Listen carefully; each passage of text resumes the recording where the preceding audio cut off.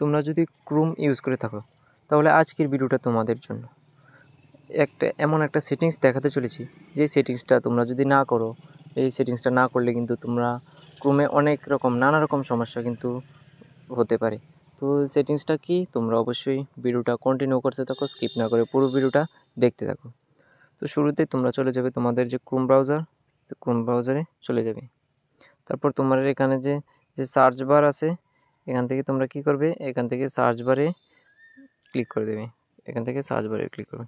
তারপর এখান থেকে কি করবে, ক্রোম:/ফ্লেক্স এটা লিখে তোমরা এখান থেকে সার্চ করবে। কি লিখবে, ক্রোম, তারপর কোলন, তারপর স্ল্যাশ, তারপরে ফ্লেক্স।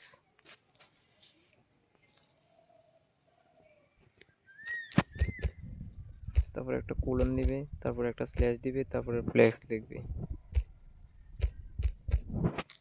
তারপর এখান থেকে এটা সার্চ করে দেবে। তারপর এরপরও উপরে একটা সার্চ আইকন দেখতে পাবে, এখান থেকে এখানে লিখবে কি স্মুথ। তারপর এখান থেকে এই স্মুথ স্ক্রোলিং এই অপশানটা আসবে। তারপর এখান থেকে ডিফল্ট করে এখান থেকে এটা এনাবেল করে দেবে। তারপর এখান থেকে রিলঞ্চে ক্লিক করে দেবে। তারপর এখান থেকে তোমাদের অটোমেটিক ক্রোম থেকে বের করে আবার ক্রোমে নিয়ে চলে আসবে।